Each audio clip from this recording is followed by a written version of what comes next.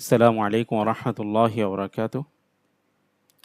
গত ক্লাসে আমরা সিন, শিন, সদ, দদ এই ৪টি অক্ষরের যুক্তবর্ণ পড়েছি। যুক্ত হলে প্রথমে, মাঝে এবং শেষে সেগুলোর আকৃতি কেমন হবে আমরা দেখেছি। আজকে আমরা ত, জ, আইন, গইন এই ৪টি অক্ষরের যুক্তবর্ণের আকৃতি দেখব ইনশাআল্লাহ। ত, এটা হলো অক্ষর ত। ত যখন শুরুতে আসবে, কোনো শব্দের শুরুতে, তখন এভাবে আসবে। তার আগে কোনো অক্ষর লাগানো থাকবে না, পরে একটি অক্ষর লাগানো থাকবে। ত, তারপর হলো বা। ত, বা এভাবে থাকবে। প্রথমে কোনো অক্ষর থাকবে না, পরে অক্ষর লাগানো থাকবে। এরপর মাঝে যখন আসবে, তার শুরুতে একটি অক্ষর লাগানো থাকবে এবং শেষে একটি অক্ষর লাগানো থাকবে। এখানে আপনারা দেখতে পাচ্ছেন প্রথমে বা, তারপর হলো ত। ত, তার আগে একটা অক্ষর লাগানো আছে, ত তারপরে আরেকটা অক্ষর লাগানো আছে। তাহলে এটা হলো মাঝের ত। আর এটা হলো শেষের ত। শেষের ত হলো পরে কোনো অক্ষর লাগানো থাকবে না, আগে অক্ষর লাগানো থাকবে। এভাবে আসবে ত। তাহলে এটা অক্ষর ত, শুরুতে ত এভাবে আসবে, মাঝে এভাবে আসবে, শেষে এভাবে আসবে। সেম জ, একই রকম। জ, অক্ষর জ, শুরুর জ, শুরুতে জ এর আগে কোনো অক্ষর থাকবে না, পরে অক্ষর থাকবে। এখানে জ আছে, বা আছে। তারপর এটা হলো মাঝের জ, এটা হলো শেষের জ।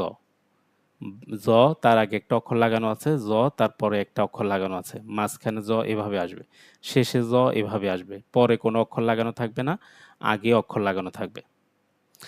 এরপর হলো আইন, এটা হলো অক্ষর আইন। আইন যখন শুরুতে আসবে তখন শুধুমাত্র এই মাথাটা থাকবে, আইনের এই মাথাটা থাকবে, পরে একটা অক্ষর লাগানো থাকবে। আইনের আগে কোনো অক্ষর থাকবে না, নিচের অংশটা থাকবে না।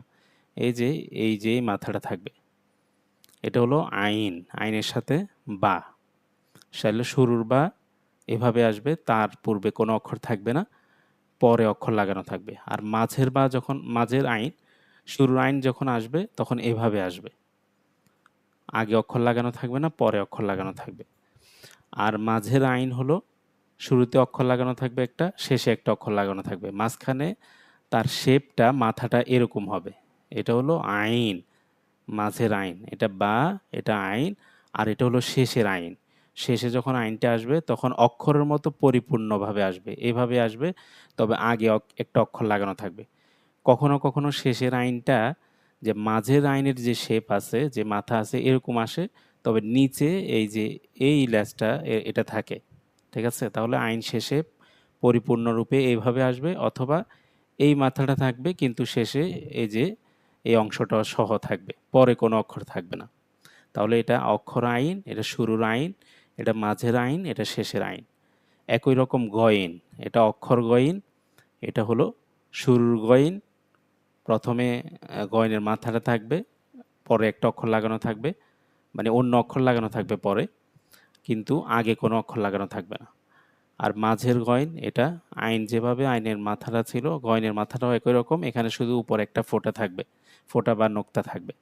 তো এটা গইন, গইনের আগে একটা অক্ষর লাগানো, পরে একটা অক্ষর লাগানো। এটা মাঝের গইন, এটা হলো শেষের গইন। এটা গইন, অক্ষর গইন, শুরুর গইন, মাঝের গইন, আর হলো শেষের গইন। তাহলে আমরা এভাবে ৩ থেকে ৪ বার প্র্যাকটিস করব।